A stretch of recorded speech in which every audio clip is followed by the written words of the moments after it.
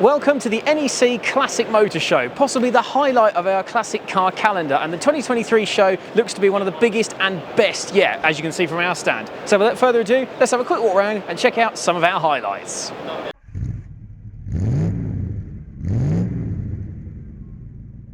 But first, our friends at Lancaster Insurance are running monthly giveaways. You can win all sorts, from experience days to tools, restaurant vouchers and tech. So click the link below at the end of the video to enter their latest competition. Where better to start than our very own Classics World stand, and the feature of the cars on our stand this year has been inspired by something we put in Classic Car Buyer. Each member of the editorial team chose their perfect two-car garage. Then we got you to vote on the Classics World website over which was your favourite. And the winner, well, it was Paul's two-car garage, consisting of, first of all, the Range Rover Classic, one of Paul's absolute favourite cars this, and what a better classic daily driver. It's big, it's brutish, it's got a V8, this one's got the 3-spoke wheels, lovely spec this, it's a 5-door, it's got leather seats, it is just the perfect all-rounder, provided you can keep it running of course. But if you're driving this on the day, what do you drive on the weekend? Well, you drive this. A Jaguar XK120 Roadster. This is absolutely stunning, 1950 car this, and actually competed in the Dubai Mille Miglia. It's beautiful, it's got the leather straps on the bonnet inside, it's got loads of little switches and buttons for lights and timing gear and all that kind of stuff. It's gorgeous, it's got no windows, it's a Roadster, which is the best looking version of one of these. It's still got all its racing numbers on it. I absolutely love this, and we do have to give a quick shout out to Jaguar Land Rover Classic, who loaned both these cars to us for our stand this year. They are brilliant, the centrepiece of our stand, and just a little bit more upmarket than the Ford Sierra Sapphire we had on our stand last year.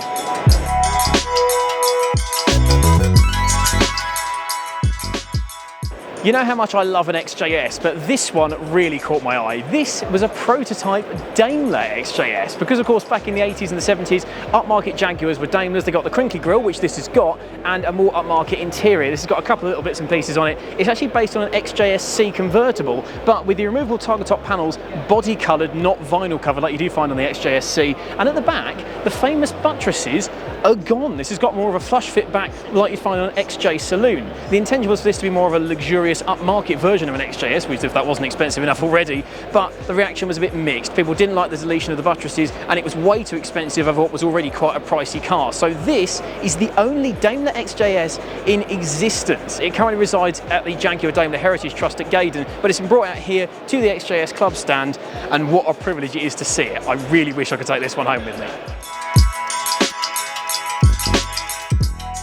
Generally, we discourage you from leaning on cars at a car show, but this one I can get away with leaning on because it's mine. This is my 2003 Fiat Seicento Sporting here on the Fiat Motor Club GB stand, so I had to give these guys a shout out. Now, as much as I love my little yellow racy weapon on this stand, it's far from the most impressive car here. We've got a Punto GT Turbo, a plethora of coupes, there's a 126, there's a multipler, gorgeous 124. The Fiat Motor Club stand has perhaps the most diverse mix of cars at this entire show, but for me, unsurprisingly, my favourite has got to be this one. Already it's the most famous car on the stand. Yeah, this is the best, it just is. It only just fits in the shot, and there's a good chance it's the only one at this show, because it is the only one. Behold, the Beast. Built by engineer and mad genius John Dodd, this one-off built shooting brake estate car rolling mental machine is powered by a Merlin engine. Not technically a Spitfire engine because it's not supercharged, but this is effectively a plane engine. It's enormous, it's ridiculous, and it's unbelievable that this car is MOT'd and roadworthy. It changed hands for the first time ever earlier this year, and it's actually been slightly modified by the current owner. It's had the slightly infamous Rolls Royce grille reinstated, and it's gone from prosthetic limb beige to this rather nice two-tone grey and silver colour scheme. Personally, I kind of preferred it the beige. This is the kind of car you are never ever going to see on the street unless the current owner decides to, I don't know, go down Tesco with it, but it's an honour to see it in person, and it is well and truly a beast. I mean, just look, the amount of time it takes me to walk from one side to the other, it's a good bit of exercise which you'll need to drive this thing. Just take a minute.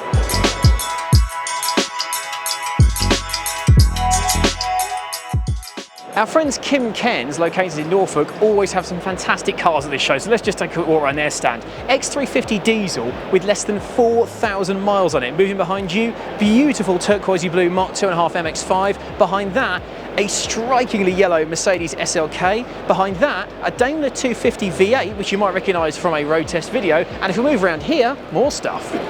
Series 3 Alfa Spider, fantastic condition, totally unrestored car that.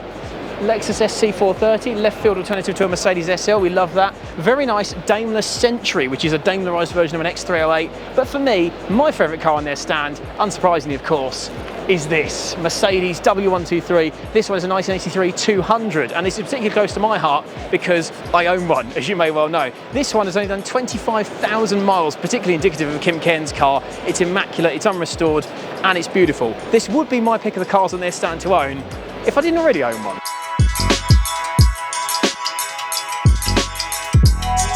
One thing I love about the Classic Motorshow is the diversity. This is a P10 Nissan Primera. When would you see one of those at Classic Car Show? Well, here, of course. We're on the Pride of Ownership stand here, where this is some of the best represented cars of the most enthusiastic owners. And the cars here, the quality of them and the quality of the owners is unbelievable. Let's just have a little quick wander through the crowds here.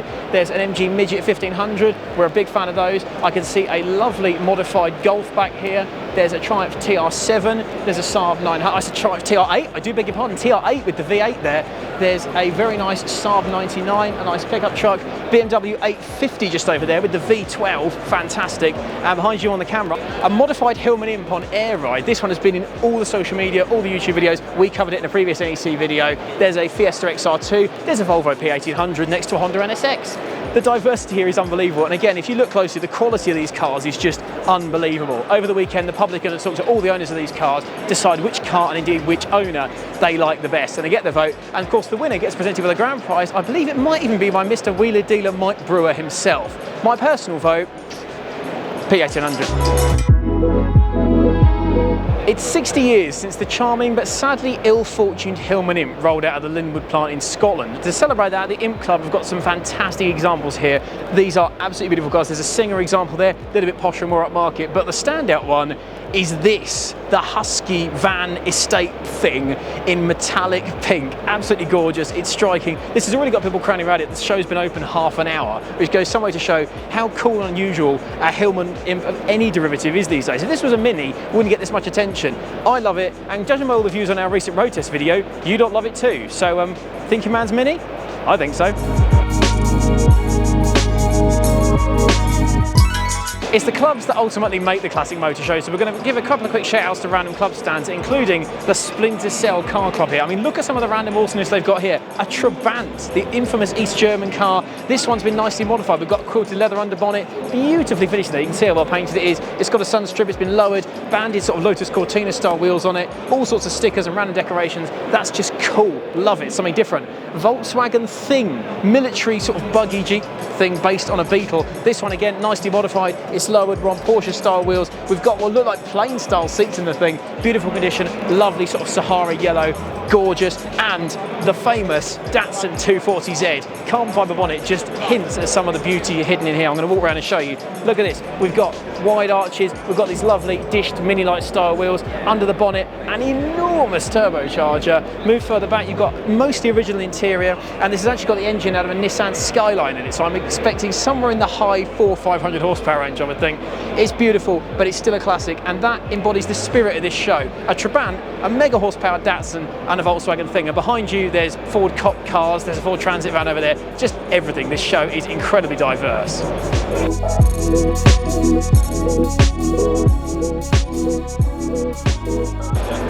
The Volvo Owners Club always brings some treats to the Classic Motorshow, and this year is no exception. Starting with perhaps their most beautiful car, the P1800. Absolutely love these, gorgeous, famous for being in the Saint, of course, driven by Roger Moore. These are a timeless classic, we love them. If you've got one, let us do a video on it. They are gorgeous. Not the most iconic Volvo though, because of course that award probably goes to the 240, the car that embodies boxy is beautiful with Volvo. This one's a 244 saloon, obviously the estate being the most famous one. That will go on forever, perhaps the only car in the world that could rival my W123 for toughness and durability. And then there's the boxy Volvo that often gets forgotten about.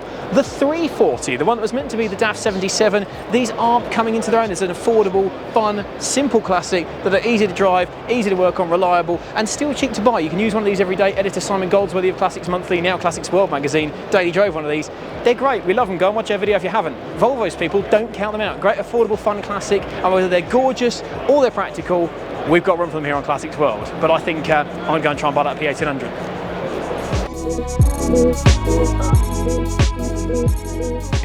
We're here on the Mereces-Benz Club stand, and as you might better tell, it's one of my personal favourites. I'm going to try not to mention any 123s, but instead we want to see this, the infamous 600 Grosser. At the time, the most expensive car in the world, the Rolls Royce or Bentley of the Mercedes world. And look at it, it's vast, it's got hydraulic everything. This one's in a gorgeous brown on brown colour scheme. It's got the curtains in the back, it's got the little dividers so you can have the window open without your hair blowing around. It's got the dictator spec flags on the front end, and everyone had one of these, from slightly infamous dictators to Jeremy Clarkson and Elvis Presley. Hugely expensive car these days, and glorious in every sense of the word. Almost as glorious, in fact, as what's back here. Come and have a look. 190 SL Roadster. Now, they only did this, the 4-cylinder version, as a convertible. There was in the 300 SL, it is a Roadster, or the famous Gullwing. This is only the baby one, but isn't it just gorgeous? Keep your E-types. This is what you want for driving down a Californian highway. The Mereces-Benz Club have fantastically high quality stuff. I've tried not to mention 123s, but since we're here, just look over there. There is one. Look. There you go. One of the biggest highlights of the Classic Motor Show is the Meguiars Showcase stand, where they show some of the most beautifully detailed classics at the show. And this year, one of the highlights for us was this, a 1995 Subaru Impreza WRX STI 555, and that was to commemorate Colin McRae winning the World Rally Championship in the Impreza in 1995. These were only built in 745 units for the Japanese market. This one is number 7, making it one of the earliest left and possibly the earliest in the UK. It's been signed by Colin McRae himself, and it's just stunning. It's got the roof flap, it's got the early wheels, the less intricate bumper of the early WRXs, and it's unquestionably mint. The roof flap's open. This is great. Even if you're not into Japanese cars, you've got to love an Impreza. This is possibly my pick of the stand. Although there's also a nice Mini over there, nice Jag. There's a Triumph. They're all brilliant, but this one's a highlight.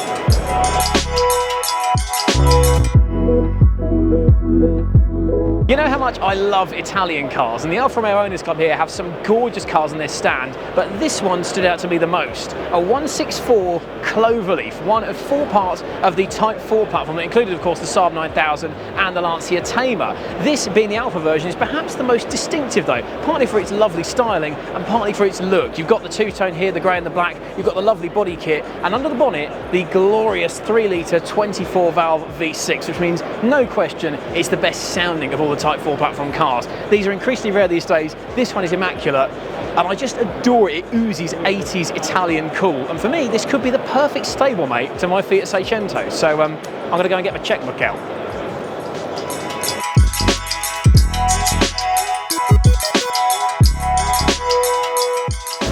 As title sponsors of the show, our friends at Lancaster Insurance always put on a fantastic display at the Classic Motor Show, and this year is no exception. There's this 1970 Austin Healey Sprite, which they're actually giving away. By the time you see this, someone will have won it. It's gorgeous, not an MG Midget, Healey Sprite, very rare car. Working our way along, they ask a lot of the friends and family of Lancaster to bring their cars along. Look at this, Austin A90 Atlantic, just absolutely incredible, isn't it? Proper look of Americana, but then a British car, we love that.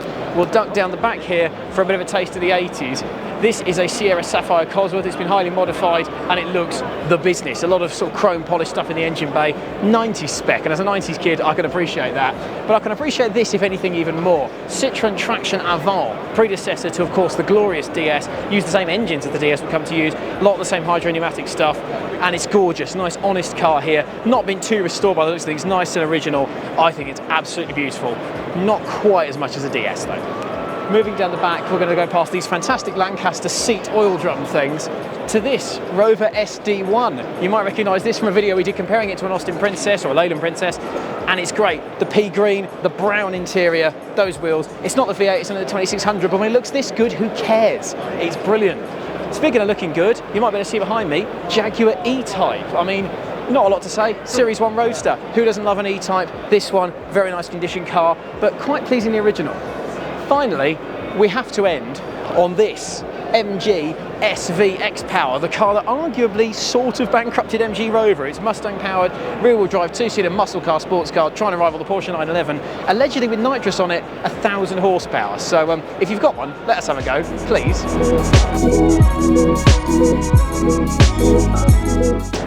It's a Rover 75, Jim, but not as we know it. We do love a 75 here at Classics World, and this one is a convertible. Now, if you're thinking, never seen one of those before, that's because, no, you haven't. This is a one-off, custom-built, convertible Rover 75 that was handmade, based on a 4-door V6 saloon version.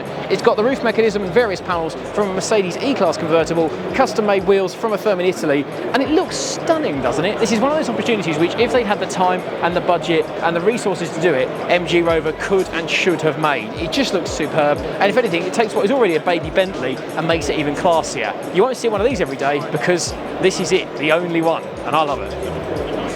So there we have it, the NEC Classic Motorshow 2023, and some of our highlights across the 8 halls of this incredible show. We wait all year for it to come along, and it never ever disappoints. Some incredible cars, some lovely clubs, some of our favourite dealers, specialists, and people in the world of old cars. Whether you're into luxury, sports cars, restorations, mint condition, or daily drivers, there's something for you wherever you go at the NEC Classic Motorshow. We love this year as much as we do any other year, and even right back on our own stand, there's stuff to see. So thanks for watching. We'll see you again soon. This video is proudly sponsored by Lancaster Insurance. Give them a call on 01480 400 889 for an insurance quote on your classic car. And don't forget to click the link below to enter their latest competition.